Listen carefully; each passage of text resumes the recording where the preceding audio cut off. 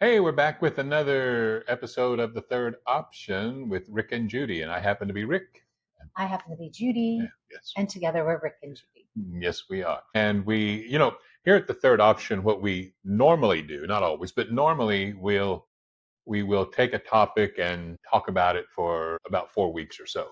And that's just sort of how we plan our podcast episodes, at least so we know, yeah, we have an idea ourselves of where we're going. And we've been talking about the word astonishment, actually being astonished by The God. gospel, And, yeah. and it's actually kind of astonishing what the word itself even means Do you uh, want to define it? when you look at it. Yeah. So astonishment goes beyond most other things that we would think of. Astonishment means, and this is just, if you Google, you find definitions, you essentially get the same thing over and over. To be astonished means to be surprised in a good way. So it goes beyond just I feel good about something, but you're surprised. There has to be a Hmm. surprise in order to be astonished.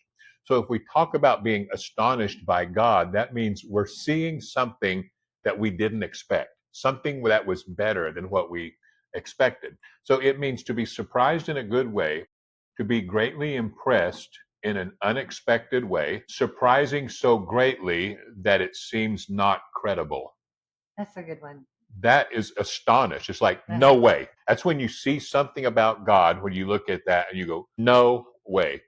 And and as we get into these episodes, we'll talk about why we do that. Even sometimes we will Mhm. see something about God that our hearts know to be true, but then our mind says, no, there's no way that Mhm. that can be true. But that's what astonished means. And so we're talking about it because we've had experience in our life about being astonished by God. And we have been talking about how that astonishment actually is where our growth in knowing God happens. Because, It's kind of what propels us forward in our growth. yeah, because when you're knowing God, what you're coming to, you're seeing more goodness and more love. That Hmm. essentially that's what it is. And it seems to keep astonishing us. And there are some reasons that it astonishes. There's some sad reasons actually. Hmm. Maybe it shouldn't astonish us as much as it does, but it does, and we'll probably continue to be astonished forever because he's eternally good. But it also means to be amazed. Right. So remember that as we're talking about it, because there's always the element of surprise or the element of something that we did not expect. So you can cruise along knowing or having an idea of God on a certain level, and then you perceive something about God that you just can't deny, Hmm. and it's astonishing, has propelled you Hmm. to another level of intimacy or knowing God. Every time we grow in an area, every time we learn more about the true God, Hmm. it probably astonishes us. It surprises us. Yeah, and you can be re-astonished or you Mhm. re-see something, but on a very deeper level. Mhm.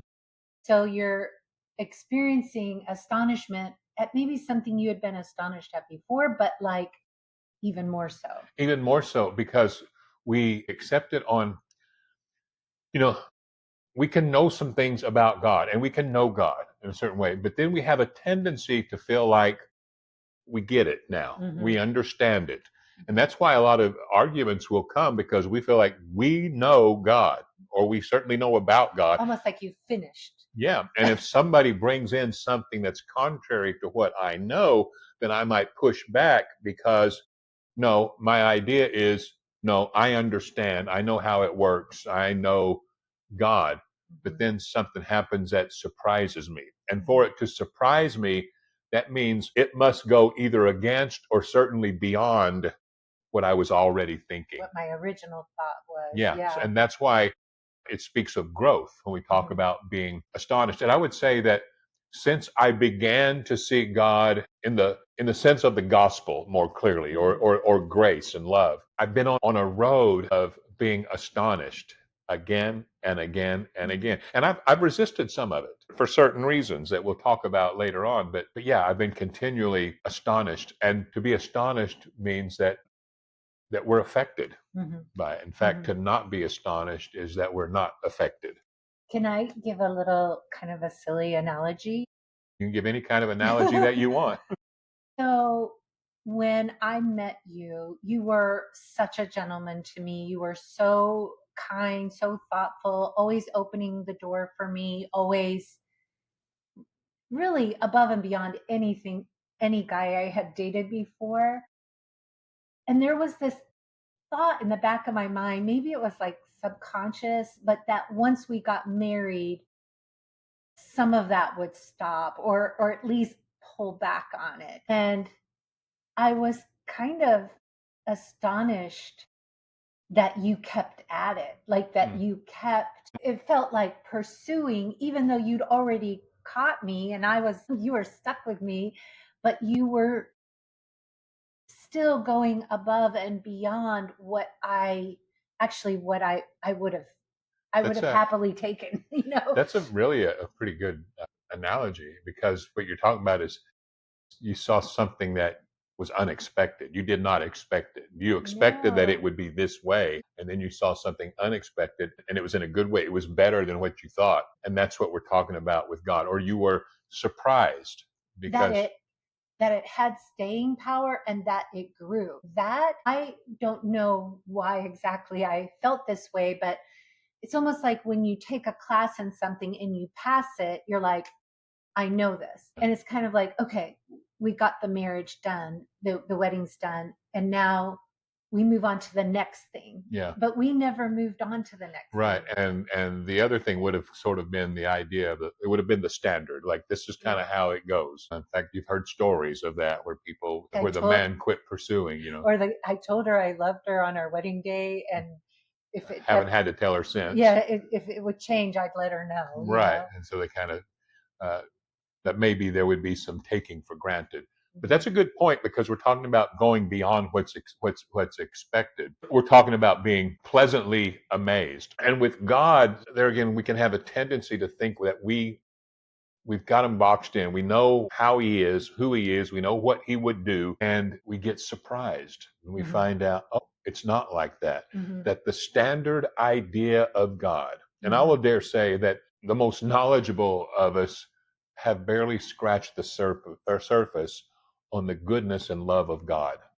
That's what I'm coming to believe because of being astonished again and again. And my astonishments are always in the area of how good he was. In other Mhm. words, God, I knew you were good, but I don't know if I can't believe you're that good. Another way of saying it would be, it seems too good to be true, Yeah, it almost not seems like credible. it's not credible. Yeah. Yeah, yeah, So you talk about when you first came to the Lord, you were astonished by something. What yeah. you really came out of fear. Yeah. So, yeah, and living that. Now, my conversion, salvation, born again experience, it was good. I felt really good about it, but the experience itself, I wouldn't call it astonishment. I was grateful.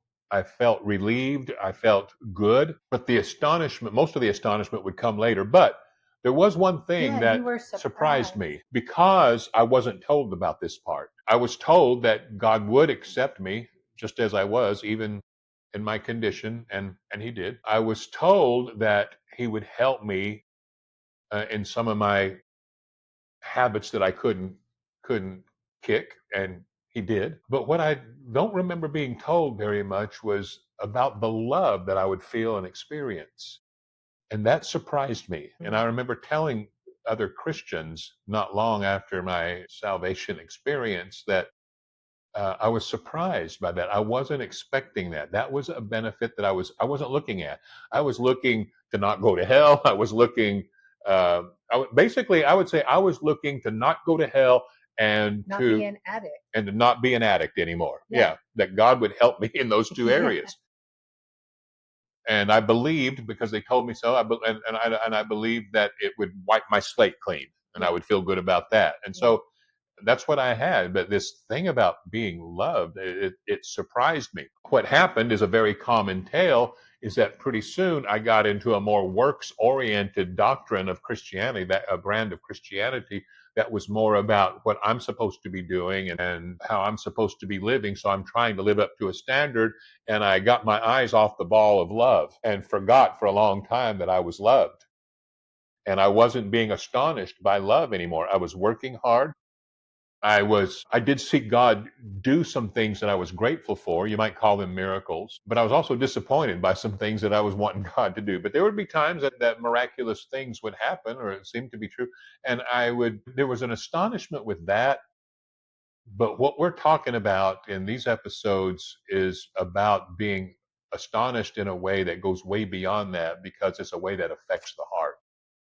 And that is being astonished at how good he is. And very, very often, in fact, probably always, it takes you beyond your doctrine of today, because we have that God will do this, but he won't do that. And he'll do this if you do that. And God is a God of love, but he's also this and that. And there's balance. And we have all these ideas about God. And then if we're open a little bit, if we're growing, and if we're feeling that pull of the Spirit of God toward the heart of God, more towards love, then then he will reveal to us more of how good he is, and it will surprise us every time. And And again. it'll happen again and again and again, because we have a doctrinal idea. We can't help it. We form that in our heads, and then God surprises us, and we have to get out of our box to embrace that.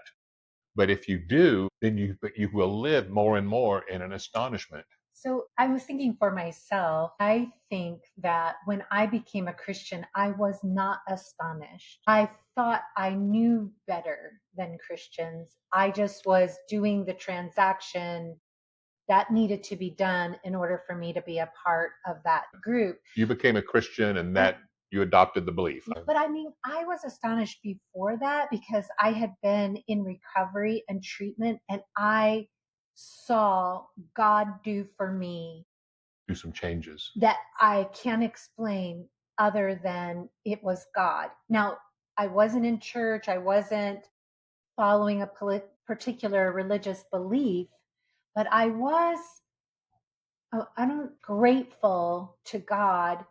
And I felt like the Christian way was the best fit for me. Right. And But God had taken care of some of your addictions and yeah, things, and had changed yeah. your And my lifestyle and mental health your was like mental health. Yeah. significantly changed. Yeah. So that's a good point, because what we're talking about something that goes even beyond that, the things that he does, which are Yeah, yeah, astonishing. yeah. We're like, wow, God, that was really Yeah. good. And nobody did more of those astonishing deeds than Uh-huh. Jesus himself. And we know that he did miracles, and he healed, and he did amazing things, astonishing things to Mhm. see. But the Bible says that even while he's doing those things, at least three places that I can think of right now: Matthew 7:28, Mark 1:22, and Luke 4:12, says that they were astonished at his words, or they were astonished at his doctrine, Doctrine. his Yeah. or astonished at his teaching. Teaching. And this astonishment came not because he could turn water into wine, Or it that he could heal a blind man. or walk on water, This, they were also astonished or equally astonished at by the his things that words. he said. Yeah. The Father, the Father loves you. He came talking about a father. Nobody ever talked about God being our Father before. He says, the Father loves you. The Father cares. The Father knows. It The Father. really disrupted their religious system. Hmm. It really disrupted the way that they were taught to think about God and who he was. I mean, this whole idea that you shout unclean, unclean if you have some sort of physical ailment to separate yourself Hmm. from the rest of the group. In some ways, there's wisdom in that. Like, you're not spreading a contagious Hmm. disease, but there's this, because of the way the system works, there's this extreme where you get pushed way, way out on the Hmm. outside. And Jesus was talking about bringing walls of separation down, Hmm. and that through, especially the religious leaders, into chaos. I mean, it was just, how can you're gonna, it's almost like a Jenga puzzle. Like, we've built this system and you're trying to pull out the Pull bottom Mhm. thing and it's all going to It fall collapses apart. everything because Jesus came in and it's built upon the goodness that the Father's revealing through Hmm. him. And theirs was not based on that. It was the law was more important. People were not the most important thing. Hmm. And Jesus is revealing a Father and whom people are more important. Hmm. If your donkey were stuck in a ditch on the Sabbath, wouldn't you help them? Aren't people more important than that? But Hmm. you would be a stickler of the law, like no, you can't help somebody on this day. All of those things, and so he's revealing something different. And it says in Mark 1:22 says they were astonished at his doctrine because he taught not like the experts of the law. So the scribes, the experts of the law, nobody knows it better than them. They have dedicated their lives to knowing this written Yeah. word. And Jesus taught, but when he taught as one that had authority, like someone that really knew Knew it. it, Yeah. and not like the scribes. So his teaching was not like theirs. It broke the game. It Yeah. broke the system Yeah. that he was in. And that's really, what the big conflict was he taught things that were astonishing. The things that the scribes taught astonished nobody. Yeah. Nobody went, ooh, oh, when the scribes taught about, what you can't do and what you can't But do and what you can't do. the everyday people, they saw the difference and they were They astonished by were it. astonished. See, because the experts of the law are telling them God is this. Jesus comes breaking that and he Yeah. says, no, God is this. And they're like, and they look at it and they're like, could it be? Could That God be be that that good? good. Yeah. Could God accept me? Mary of Magda, or the woman who washes Jesus' feet, it could have been her, some say, but anyway, Yeah. but whoever it was, she's weeping. And Jesus says, "What? Because she has been forgiven so much." And like and in the system that she was in, she doesn't get forgiveness Oh for those no. things. She lives guilty, She's labeled forever but she's crying because because she's she astonished. and because she knows it. Yeah. She's and she's astonished, and she has now that astonishment has brought her into a new place in life. Like now I can be Hmm. somebody in spite of all that I've done, in spite of what everybody else says and thinks. I have found my worth. I have been astonished by the love of God. Do you know what I feel like I'm seeing more and more is the more you challenge the system or you think outside the religious system, the more angry people can get. I would say some people are very grateful and thankful and Mm, drawn, and some people are extremely threatened, angry, and will throw you away because you're not mhm. thinking according to the system that makes sense to them. And I have some compassion for that because I've I've participated in the And I have system. to. And even now we have our own And system, who like knows what yeah, we're participating in now, because mhm, we're going to continue to be astonished, right. and we're going to say, "Wow, what I thought about a year ago on this particular thing about God, I think Mhm, something different now." That's called growth. mhm. And I learned a long time ago that religion is a spirit of fear, and that's why it wants to box us in, and it's afraid of people finding out that God might be better than what they've been taught. I'll go so far as to say this: whatever any of us have been taught, whatever I have been taught, and I think God is pretty good, Mm. God is better. There is still more to be astonished by. And so, what we're talking about is being astonished by His love, being astonished by His goodness. And these are revelations that we come to that break us out of our box, that cause us to say, wow, I did not know God was that Mhm. good. And then what that wow does is it affects our heart. Yeah.